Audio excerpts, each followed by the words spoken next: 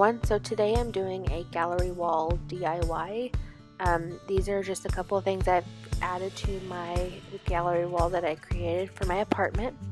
This one is going to be a watercolor painting that you can use stickers to essentially make what you want your painting to say. You'll need some watercolor paper, stickers of course, some watercolor paints, and brushes. You don't really need specific brushes. I just got those because I like to watercolor paint. And then you also need some water handy.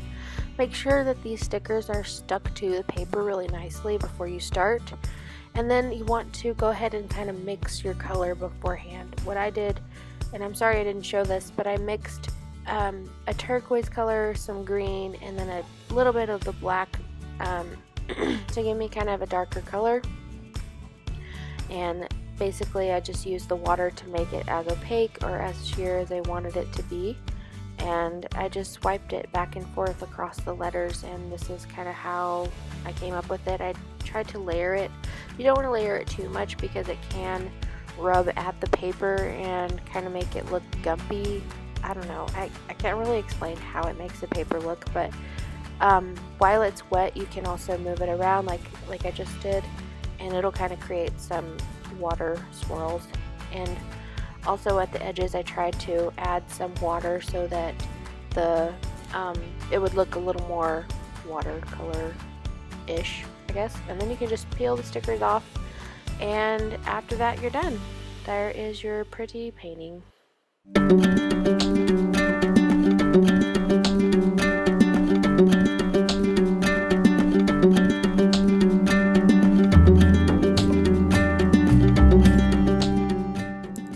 Next DIY, I found a wooden, I don't know what this even is. It's not a canvas, it's just a piece of really thin wood. I found it at Michael's for about $3, and you can use a coupon for 40% off, so that's always awesome. I also used some chalkboard paint. I can't remember where I got this. I want to say it was Walmart. I also got this from Walmart. It's the apple barrel, I think. I'm trying to read it off my computer. Sorry, it's the matte acrylic paint. And I got the antique and the pure white because I wanted to mix it. I wasn't sure what the white would look like, and I didn't want it to look too yellow. But anyways, I used this to kind of create my design. I just freehanded this. If you're not good at freehanding, I recommend using stencils or something like that to create what you want your sign to look like.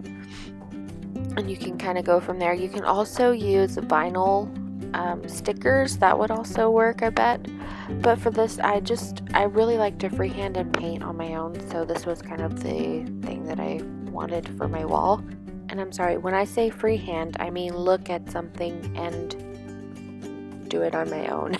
I don't mean that I came up with this design, because obviously I didn't. Anyway, I found it on Pinterest and I really like it.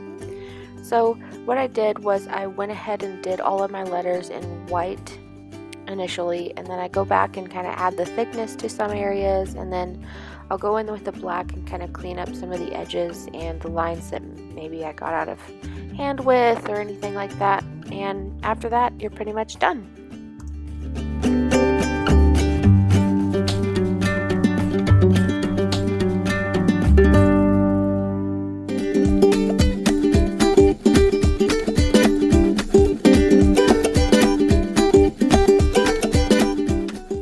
Last DIY is one of my favorites that I've ever done. This is a really pretty clock that I got inspiration from on the internet. I wanted a really big clock, kind of like the fixer-upper Joanne. She has a huge clock in her living room and I love it. So after I played with a few stains, I decided to go with Minwax's Early American, and I just put that all over this really pretty just circular wood that I found at Lowe's. They have them close to the back where they have all the wood, so that's kind of what I used initially. And then while the stain is still wet, it hasn't dried yet, you go over top of it with Minwax's Classic Gray. This adds kind of a more weathered look to the wood, and it turned out really pretty. So once I got that done, I found a bowl that I knew was kind of the size that I wanted the middle circle to be. and this one didn't have a spout or anything, it's just a circular bowl, and I started to trace the center once I figured out it was like the center and didn't look awkward or weird. So after that, I took some Vaseline with a detailed brush and I went into the cracks and crevices of the little knots in the wood, along the sides of the wood, just kind of anywhere that I wanted it to look worn. And this will prevent the top layer that we're about to apply of the white paint. It will prevent it from sticking to certain areas, so it creates a more weathered and an antique look to the clock. So that's kind of the look I was going for whenever I put the Vaseline on, and that I really love this technique and how it turned out. So now that I've put the Vaseline in the areas that I want it, I am going to go ahead and outline that circle.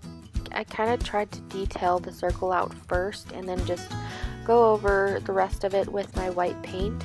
I regret that I didn't do this, but I forgot to film the part where I actually wiped it down with the microfiber towel and kind of took some of the pieces of paint off and made it look a little weathered. So that's really all you have to do. You just have to wipe it down with the dry towel and it'll come off and it looks really nice and kind of antique-ish. Anyway, I printed some stencils out, and that was what I was doing, was just tracing them, and I kind of just eyeballed this. I don't know. I've seen that you can get vinyl stickers too, but I just used this and it worked for me. If you're not very good at painting these and doing them freehand, I recommend you maybe trying some vinyl stickers. Anyway, so I took this screw. I didn't want one long enough to go through, so my husband just had this laying around, and I got the clock hands at Michael's, and basically I just found the middle of the circle, the middle circle, and screwed the clock hands into the circle.